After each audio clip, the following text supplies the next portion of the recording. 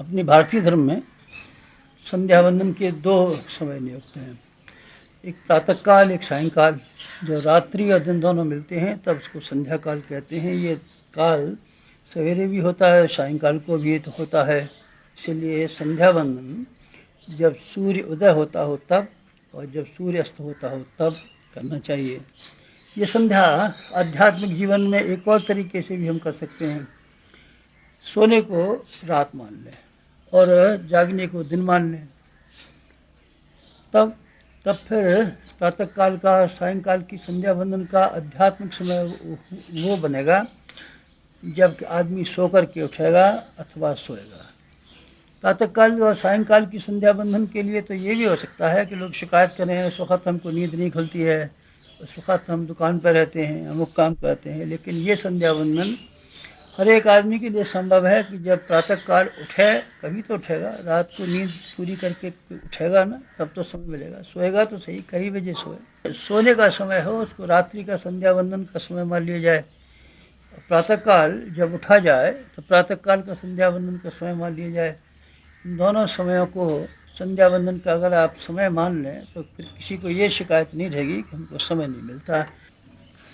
कईयों को स्थान नहीं होता, घर में स्थान नहीं है, पूजा के सामान नहीं है, नहाने को समय नहीं है, तो चलिए न सही, फिर आप ऐसे किया कीजिए, चारपाई पे पड़े पड़े ही आप ये संध्या वंदन कर सकते हैं। इसके लिए न उठने की ज़रूरत है, न कोई, इससे सरल तो कोई तरीका नहीं हो सकता। इतना सरल तरीका और क्या हो सकता है बताइए। ये सबसे सरलतम तरीका है कि आप प्रातःकाल और सायंकाल का संध्या वंदन अपनी चारपाई पे पड़े हुए उस समय कर लिया करें जबकि आपकी नींद खुलती है और नींद आप लेने के लिए चले जाते हैं। दो समय संध्या वंदन, आप इसको भूलना मत। इसमें सिवाय आपकी लापरवाही और गैर जिम्मेदारी की और कोई बाधा इसमें नहीं हो सकती। आप चाहें तो नियमित रूप से हर परिस्थितियों में, बीमारी में भी, सफ़र में भी, कहीं भी आप कर सकते हैं और ये करनी चाहिए। प्रातःकाल की संध्या, सायंकाल की संध्या, क्या करें, क्या कहना चाहिए, क्या विचार करना चाहिए। आपको इन दोनों समय में आत्मबोध और तत्वबोध की साधना करनी चाहिए। प्रातःकाल जब उठा करें तो आप अपने आप का एक नया जन्म हुआ अनुभव किया कीजिए। ये अनुभव किया कीजिए कि रात को सोने का अर्थ है पिछला जन्म, और अब सवेरे उठने का जन्म है नया जन्म। जब आँख खुली तब नया जन्म। आप ये अनुभव कर लिया करें तो मज़ा आएगा। आप ये सवेरे हर दिन अनुभव कीजिए कि आज हमारा नया जन्म हुआ। अब नए जन्म में क्या करना चाहिए।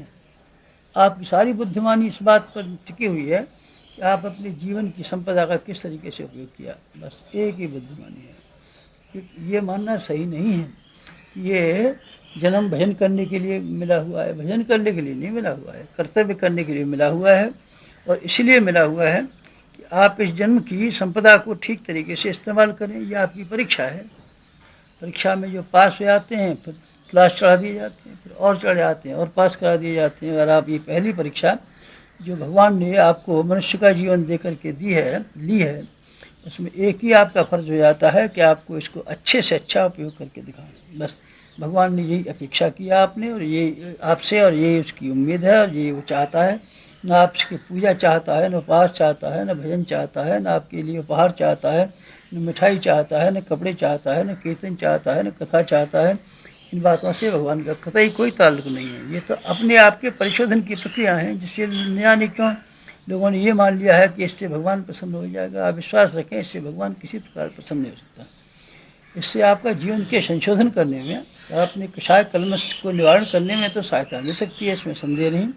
पर जहाँ तक भगवान की प्रसन्नता का ताल्लुक है, वहाँ सिर्फ एक बात है कि आपको जो बहुमूल्य मनुष्य का जीवन दिया गया था, उस जीवन का आपने किस तरीके से और कहाँ उपयोग किया, बस एक प्रश्न है, दूसरा कुछ प्रश्न नहीं है। जब आपको ये दिया गया है तो भगवान ने अपनी सबसे बहुमूल्य संपत्ति आपके हाथ में सुपुर्द कर दी। इससे बड़ी संपत्ति भगवान के खजाने में कोई नहीं है, आप विश्वास रखें। मनुष्य के जीवन से बढ़ के और क्या हो सकता है। आप दूसरे प्राणियों पर नज़र डालिए ना, सब बेचारे किस तरीके से, कोई नंगा फिर रहा है, किसी को खाने का ठिकाना नहीं है, कोई कहीं न बोल सकता है, न लिख सकता है। आपको सारी सुविधाओं से भरा हुआ जीवन आपने सिर्फ इसलिए दिया है कि आप इसका अच्छे से अच्छा उपयोग करके दिखाएं। क्या अच्छा उपयोग बन सकता है। दो ही अच्छे उपयोग हैं। एक तो आप स्वयं में अपने आप को ऐसा बनाएं जिसको कि आदर्श कहा जा सकता हो।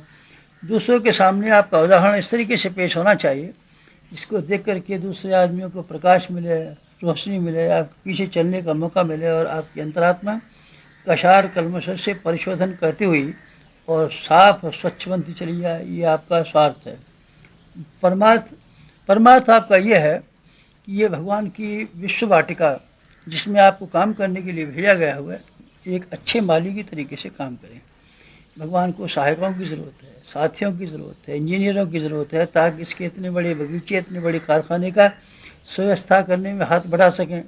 आपको हाथ बटाने के लिए पैदा किया गया है, खुशामदें करने के लिए नहीं, नाक रगड़ने के लिए नहीं, चापलूसी करने के लिए नहीं, चमचागिरी करने के लिए नहीं, मिठाई उपहार भेंट करने के लिए नहीं पैदा किया गया है। आपको सिर्फ इसलिए पैदा किया गया है कि आप बेहतरीन ज़िंदगी जिए।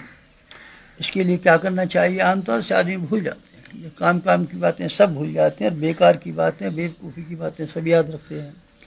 आपको सवेरे उठते ही ये ध्यान करना चाहिए, प्रातःकाल चारपाई पे पड़े आज हमारा नया जन्म हुआ है और हमको इतनी बड़ी कीमत मिली, संपत्ति मिली, इसकी तुलना में और किसी प्राणी को और कोई चीज़ नहीं मिला है। आप अपने आप को सौभाग्यवान अनुभव कीजिए, भाग्यशाली अनुभव कीजिए। ये अनुभव कीजिए हमारे बराबर भाग्यवान कोई नहीं है। अभावों की बात, कठिनाइयों की बात, चिंता की बात आप सोचते रहते हैं, ये क्यों नहीं सोचते? इतना बड़ा मनुष्य का जीवन भगवान ने आपको दे दिया और इतने आप बड़े सौभाग्यशाली हैं। आप सौभाग्य सराहें, लेकिन साथ साथ में सराहना के साथ साथ में एक और बात भी ध्यान रखें। ऐसी स्कीम बनाएं, योजना बनाएं जिससे इस जीवन का अच्छे से अच्छा उपयोग करना संभव हो सके। ये प्रयोग एक दिन के जीवन से करना चाहिए। एक दिन, जिस दिन आप सो कर के उठें उसी दिन ये रखिए कि बस एक ही दिन हमारे लिए ज़िंदगी का है और इस आज के दिन को हम अच्छे से अच्छा बना करके दिखाएंगे। बस इतना बात कर लें, आप इसी क्रम को रोज़ रोज़ अपनाते हुए सारी ज़िंदगी को भी अच्छा बना सकते हैं।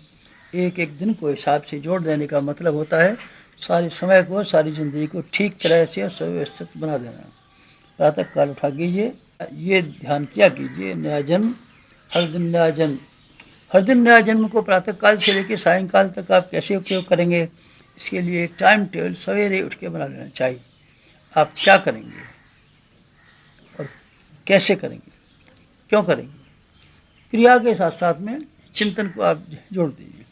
चिंतन और क्रिया को दोनों को जोड़ देते हैं तो एक समग्र बात बन जाती है। आप शरीर से काम करते रहें पर कोई उद्देश्य न हो, और उद्देश्य आप ऊँचे रखें लेकिन उसको क्रियान्वित करने का कोई मौका न हो, तो दोनों ही बातें बेकार हो जाएंगी। इसलिए आप सवेरे उठते ही जहाँ अपने जीवन को सराहें, जहाँ मनुष्य के जीवन पर गर्व गौरव अनुभव करें, वहाँ एक और बात साथ साथ चालू कर दें। सवेरे प्रातःकाल से लेकर के सायंकाल तक का एक ऐसा टाइम टेबल बना में जिसको सिद्धांतवादी कहा जा सके, आदर्शवादी कहा जा सके। इसमें भगवान की हिस्सेदारी रखिए। शरीर के लिए भी गुजारे का समय निकालिए, भगवान के लिए भी समय गुजारे का निकालिए। भगवान भी तो हिस्सेदार है, उसके लिए भी तो कुछ करना है। आपका शरीर ही सब कुछ थोड़ी है, तो आत्मा भी तो कुछ है, आत्मा के लिए भी तो कुछ किया जाना चाहिए। सब कुछ शरीर को ही खिलाने और पिलाने के लिए आप करेंगे, ऐसा क्यों करेंगे? आत्मा का कोई वक़्त नहीं है, आत्मा की कोई इज्जत नहीं है, आत्मा का कोई मूल्य नहीं है, आत्मा से आपका कोई संबंध नहीं है। अगर है तो फिर आपको ऐसा करना पड़ेगा कि उसके साथ साथ में दिनचर्या में आदर्शवादी सिद्धांतों को मिला के रखना पड़ेगा। दिनचर्या ऐसी बनाइए जिसमें आपका पेट भरने का भी गुंजाइश हो और अपने कुटुंब के और परिवार करने वालों के लिए भी गुंजाइश हो, लेकिन साथ साथ में एक और भी गुंजाइश रहनी चाहिए। इसमें आत्मा को संतोष देने के लिए और परमात्मा को प्रसन्न देने के लिए कार्यों का और विचारों का भी समावेश हो। आप स्वाध्याय का दैनिक जीवन में स्थान रखिए, आप सेवा का दैनिक जीवन में स्थान रखिए, आप उपासना का दैनिक जीवन में स्थान रखिए। इन सब बातों का समन्वित जीवन का आप अभ्यास कर लें तो बस आपका सवेरे प्रातः काल वाली संध्या वंदन पूरा हो जाएगा। यही कहना था आज आपसे। ओम शांति। हमारे YouTube चैनल शांति कुंज वीडियो गायत्री परिवार को सब्सक्राइब करें एवं बेल आइकन जरूर दबाएं ताकि गायत्री परिवार की विभिन्न गतिविधियों की जानकारी आपको मिलती रहे।